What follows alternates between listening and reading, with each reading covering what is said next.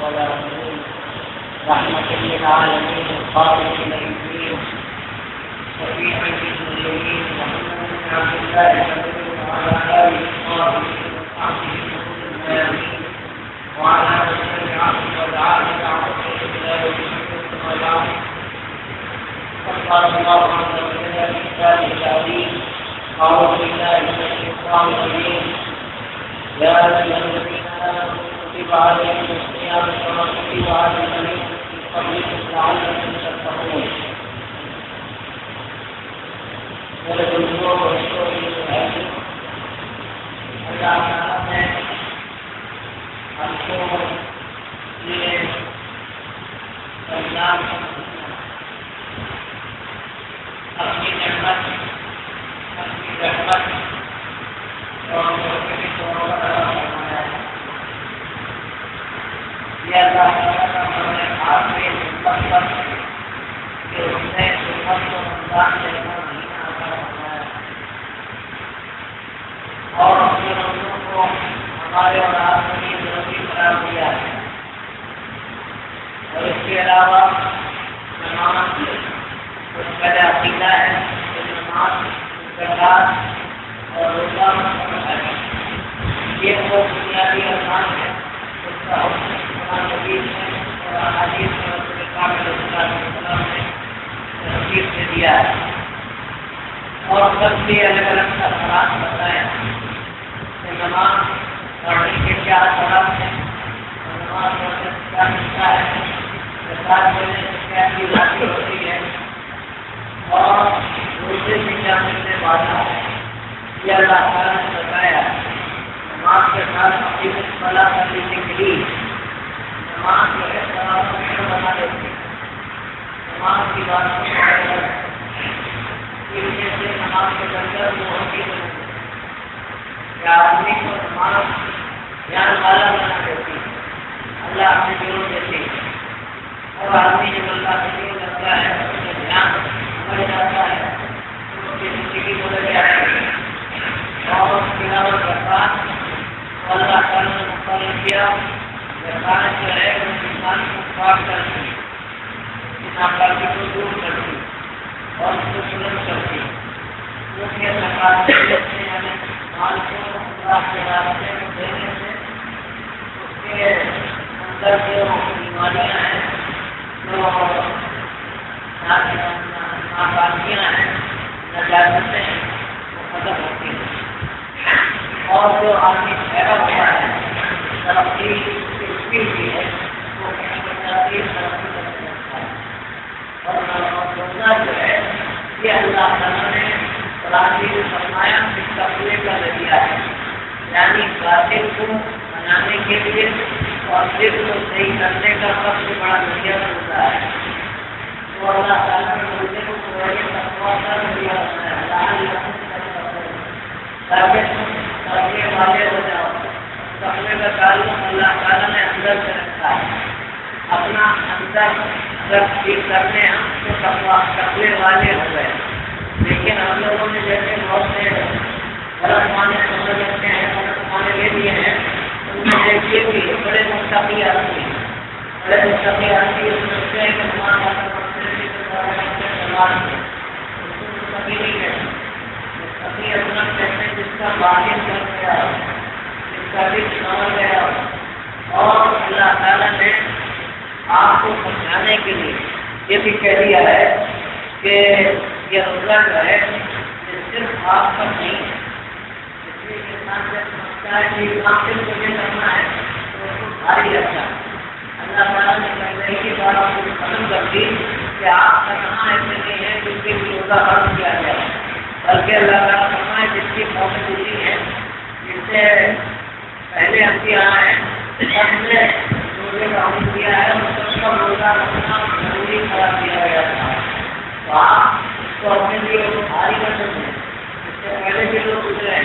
اس پر روزہ فرض کیا گیا اور دوسری بات آسانی کے لیے یہ کہہ دی کہ ایام معدودات کہ کوئی لمبی چوڑی مدت نہیں ہے یہ چند گنے دن ہے جن میں آپ کو روزہ رکھنا ہے اس سے بھی اسلام سمجھتا ہے تو مسئلہ بھی چند دن کی بات ہے ایک مہینہ گزرتے کتنی دیر لگتی تو آدمی روزے کو بھاری نہیں سمجھے گا کہ ابھی 10 دن ہے رکھنا ہے، لیکن ملنے والا نفس کی سرکشی اور شیطان کی دشمنی اتنی بڑی ہوئی ہے کہ اس کا مقابلہ کرنے کے لیے 10 دن بھی روزے نہ کافی، 1 مہینے کے جو روزے ہیں یہ بالکل نہ کافی۔ اگر آپ نفس کی سرکشی پر اشارہ کریں اور شیطان کی دشمنی کو دیکھیں تو اللہ تعالیٰ کے مقابلے کے لیے اسے رکھنے کے لیے میرے دل کے روزے ہے، لیکن اللہ نے یہ کہا کہ یہ روزے جو ہم نے اس کو دیے ہیں یہ گنے چنے ہیں، لیکن اس کا فائدہ اتنا بڑا ہے کہ نفس بھی قابو میں آ جاتا ہے اور شیطان بھی مات کھا جاتا ہے۔ لیکن ہاں ظاہر ہے کہ جب حکیم اور لاجت کوئی جواب تجویز کرے تو اس کی مقدار بھی صحیح استعمال ہونی چاہیے اور دوا بھی ملانا چاہیے، دونوں چیزیں ضروری ہیں۔ اگر دوا صحیح ہے اور بات کی پابندی ہے اور ڈوز صحیح ہے تو پھر اس کا فائدہ ہوگا، لیکن اگر ہمارا توجہ صحیح نہیں ہے تو پھر ظاہر ہے کہ اس کا فائدہ نہیں ہوگا۔ تو ہوتا یہی ہے کہ نماز پڑھتے ہیں فائدہ نہیں ہوگا، روزہ رکھتے ہیں فائدہ نہیں ہوگا۔ وجہ یہ ہے کہ روزے کا استعمال جیسے ہونا چاہیے، یعنی جیسے روزہ رکھنا چاہیے ویسا روزہ ہم نہیں رکھتے، اور جو چیزیں روزے سے آنی چاہیے وہ ہمارے اندر نہیں آ رہی۔ اس لیے کیا گیا یہ باطل کو بنانے کا سب سے بڑا ذریعہ ہے، اور آج کل ابھی پردوں کو محسوس کہا کہ اس کے دلوں کا پیٹ زیادہ خراب رہتا ہے، بیمار رہتے ہیں پیٹ کے امراض سے، ان کے لیے روزہ بہت مشکل ہے،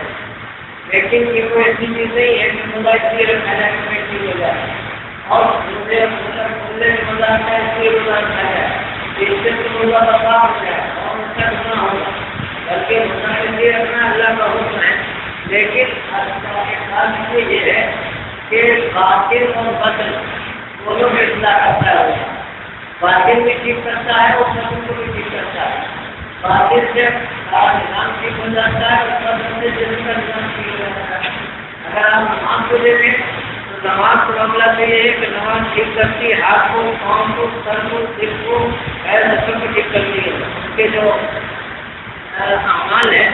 اگر آپ اس کو دیکھیں اور اس پر جو تحقیقات آ رہی ہیں اس میں پڑھتا بھی نہیں ہو تو اگر اس کو دیکھا جائے تو معلوم ہے تمام مطالب تمام چیزوں، لیکن روزے کا ایسا نہیں ہے۔ سارے اطباء کہتے ہیں کہ اگر پیٹ ٹھیک ہو جائے تو پورا جسم کا نظام ٹھیک ہو جاتا ہے، یہی حاصل ہے۔ ایسے روزے کے اندر دیکھیے دونوں باتیں رکھی گئی، باطن کو بھی ٹھیک کرتا ہے اور تم کو بھی ٹھیک کرتا ہے، لیکن دونوں میں بات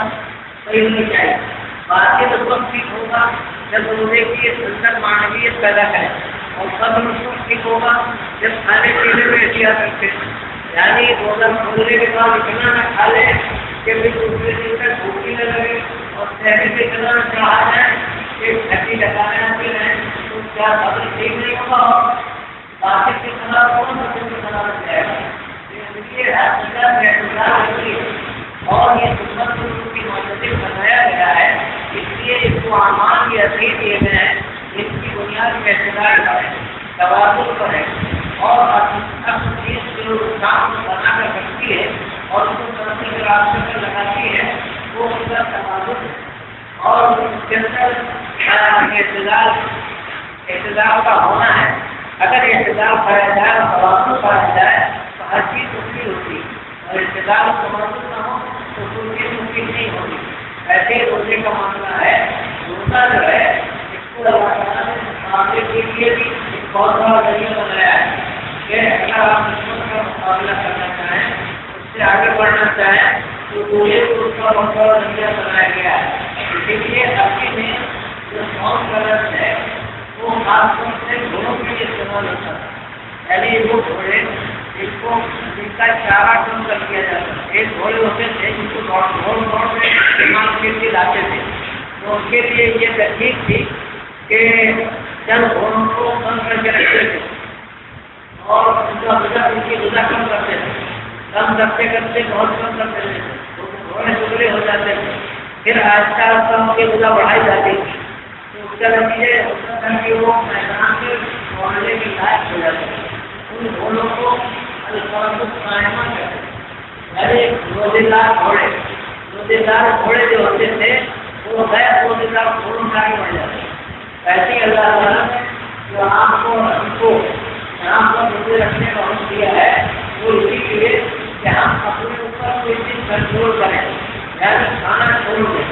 اس کا نتیجہ جو ہوگا کھانے والوں میں آگے بڑھ جائیں گے. جو ہر وقت کھا رہے ہیں اور ہر وقت آرام کی زندگی بدل کر رہے ہیں, ان سے اگر ہم آگے بڑھنا چاہتے ہیں تو ہم کو روزہ رکھنا ہوگا. روزہ رکھنے سے ہم دوڑنے والے بن جائیں گے, یعنی اچھے اعمال کرنے کی ہماری صلاحیت پیدا ہو جائے گی اور ہم اچھے اعمال کرنے کے لیے اپنے اندر آمادگی پانے لگیں گے اور اچھے اعمال میں آگے بڑھ کر حصہ لینے والے بن جائیں گے. اور اگر ہم نے روزہ رکھا تو ہمارے اندر سستی, ظاہری اور اچھے اعمال سے بے رغبتی اور لوگوں کے سامنے جو اچھے اعمال کر رہے ہیں مقابلے میں آنے سے گھبراہٹ پیدا ہو جائے گی. تو اللہ تعالیٰ نے یہ روزے ہم کو اس لیے عطا فرمائے. اور دوسری بات یہ ہے کہ یہ جو روزہ ہے یہ اس لیے بھی ہے کہ ہم ان روزوں کی پابندی کر کے بڑے روزے پر پابند ہونے والے بن جائیں. جس کو میں حضرت مولانا رحمۃ اللہ علیہ نے اپنے تقریر کو سنایا تھا, ایک ہے چھوٹا روزہ اور ایک ہے بڑا روزہ. یہ ہے چھوٹا روزہ اور ایک اس سے بڑا روزہ ہے اور آگے ہونے کے بعد شروع ہو جاتا ہے اور اس کے بعد کیا کرتا ہے. یہ روزہ تو صبح صادق سے شروع ہوتا ہے اور روزہ آفتاب سے ختم ہو جاتا ہے. اتنے وقت میں آپ کو بہت سے کام نہیں کرتے, بس اتنی سی بات, کچھ کام نہیں کرتے, کھانا نہیں ہے, پینا نہیں ہے, اور جس سے روزہ ٹوٹ جاتا ہے وہ کام نہیں کرنا ہے. یہ کام نہیں کرنا ہے, باقی اور کام آپ کر سکتے ہیں. اور دوسرے کام آپ کو آپ کی رائے ہے وہاں کر سکتے ہیں, آپ قرآن کر سکتے ہیں, آپ کے کام کر سکتے ہیں, آپ اس کے علاوہ جتنے بھی کام آپ کر سکتے ہیں, لیکن نہ کھانا ہے نہ پینا ہے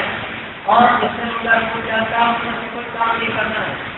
لیکن جو بڑا روزہ ہے تو اس میں روزے سے مشق کرائی جاتی ہے کہ جائز و حلال چھوڑوا دیا گیا, یعنی کھانا جائز, پینا جائز, لیکن اتنے گھنٹوں تک چھوڑ دیا, اللہ کے لیے چھوڑا. تو جب اللہ کے لیے چھوڑا تو اللہ تعالیٰ پھر اس کے لیے اس کی وجہ سے آپ کے لیے اور ہمارے لیے آسان کر دے گا کہ بالغ ہونے کے بعد جو کرنا ہے وہ کرنے والے بن جائیں گے اور جو حرام ہے اس کو چھوڑنے والے بن جائیں گے. تو جو حلال چھوڑ سکتا ہے تو اس کے لیے حرام کا چھوڑنا آسان ہو جائے گا. یہ روزہ تو مختصر ختم ہو جائے گا, لیکن بڑا روزہ بالغ ہونے کے بعد شروع ہوتا ہے اور ہر بار فرمایا کرتے تھے جب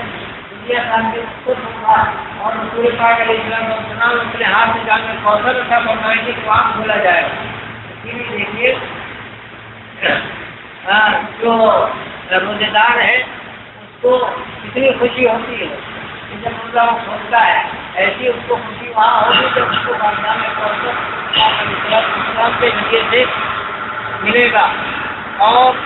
رسول پاک علیہ السلام اس کو خود عطا فرمائیں گے. تو یوں کہہ لیجیے کہ باطل کو بنانے کے لیے اور نیت کو درست کرنے کے لیے اللہ تعالیٰ نے یہ روزہ عطا فرمایا ہے. جس قدر ہم اس کا اہتمام کریں گے,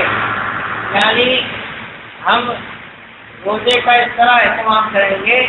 کہ اپنی نیتوں کو درست کر لیں.